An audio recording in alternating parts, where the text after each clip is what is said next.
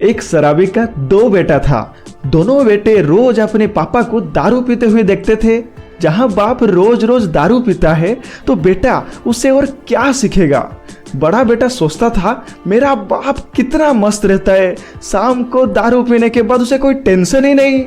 तो वो भी धीरे धीरे पीना शुरू किया और अपने पापा की तरह बन गया। जबकि दूसरे बेटे ने यानी छोटे बेटे ने सब सुनता था।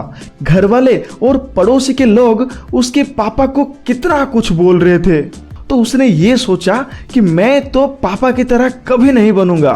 तो वो खूब मेहनत करके पढ़ाई की और बाद में नौकरी भी करने लगा। लेकिन जिंदगी में कभी भी शराब को हाथ तक नहीं लगाया। शराब को लेकर दोनों की सोच अलग अलग हो गई। यही होता है बेसिक नेचर, नजरिया और सोच का अंतर। एक ही सिचुएशन में अलग अलग पर्सपेक्टिव। कई बार कुछ लोग बोलते हैं मेरे तो परिवार वाले ऐसे हैं कि मैं कुछ कर नहीं पा रहा हूँ, मेरे तो जॉब ऐसा है कि मुझे कुछ करने का टाइम ही नहीं मिलता, मेरे स्पाउस बहुत नेगेटिव हैं इसलिए मैं कुछ कर नहीं पा रहा हूँ। अगर आप देखोगे तो दुनिया में हजारों ऐसे लोग सक्सेसफुल हुए हैं जिनके पास आपसे भी बुरे सिचुएशंस था, जिनके पास एक्चुअल में टाइम बहुत कम था और किसी किसी का तो परिवार था ही नहीं। जिसको सीखना है, जिसको करना है, वो कितना भी बुरा सिचुएशन में कर लेगा, वो कहीं से भी सीख लेगा। और जिसको नहीं सीखना है, भगवान भी आके उसको सिखा दे तो वो नहीं सीखेगा।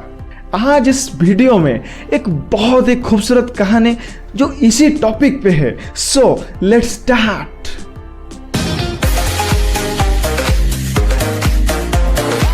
एक बार की बात है, सुशांत और अभिषेक दोनों अपने जॉब से परेशान थे। उन्हें उनकी बॉस और जो वर्किंग एनवायरनमेंट पे वो लोग काम करते थे उन्हें वो बिल्कुल भी पसंद नहीं था। उनसे कुछ ही दूर में एक साधु बाबा रहते थे। उस जगह के लोगों को कोई भी परेशानी हो तो वो बाबा के पास जाया करते थे उनकी समस्या का हल ढूंढने के लिए। तो सुशांत और अभिषेक ने भी साधु बाबा के पास जाने का डिसीजन लिया और पहुंच गए बाबा के पास। अब दोनों बोलने लगे, बाबा हम अपनी जॉब से बहुत परेशान हैं, हमें बिल्कुल भी मन नहीं करता अपनी जॉब में जाने के लिए और वहां पे काम करने के लिए, तो हम क्या करें और हमें क्या करना चाहिए। अब साधु बाबा जो है वो बहुत ही कम शब्दों में जवाब देते थे और आए हुए लोग उनकी चंद शब्दों का मतलब खुद ही निकाला करते थे। अब इन दोनों को भी सुनकर बाबा थोड़ी देर शांत रहे और फिर बोले, 2 वक्त की रोटी। इतना बोलकर वो फिर अपने ध्यान में चले गए। अब दोनों बाबा को प्रणाम करके वापस आए और सोचने लगे कि क्या मतलब हो सकता है इस बात का, 2 वक्त की रोटी।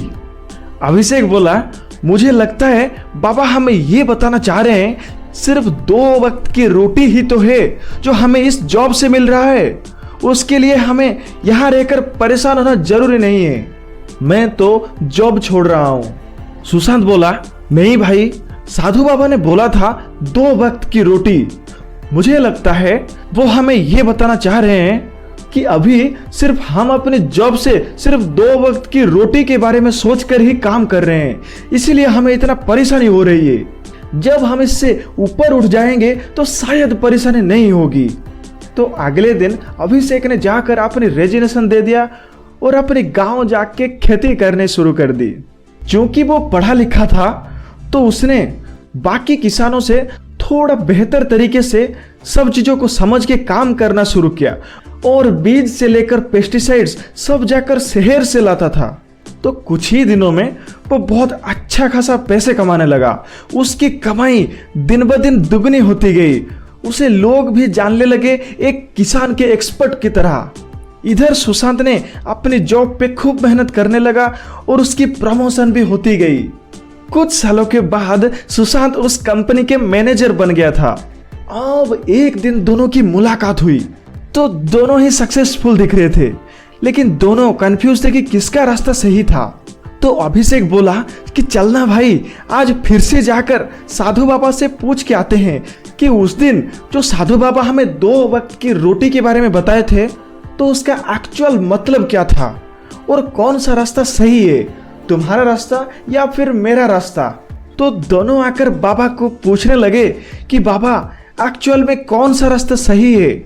दोनों ने अपनी अपनी बात साधु बाबा को बताई कि दोनों कैसे अपने अपने सक्सेसफुल पोजीशन में पहुंचे, लेकिन वो दोनों अभी भी कंफ्यूज हैं कि कौन सा रास्ता सही है। तो दोनों ही पूछने लगे, बाबा थोड़ा हमें बताइए कि आपका उस दिन 2 वक्त की रोटी का क्या मतलब था, और हम दोनों में से कौन सही है, किस दोनों में से किसके रास्ते को आप सही मानते हैं। साधु बाबा दोनों को सुने और कुछ देर शांत रहे और फिर बोले, सिर्फ सोच का अंतर।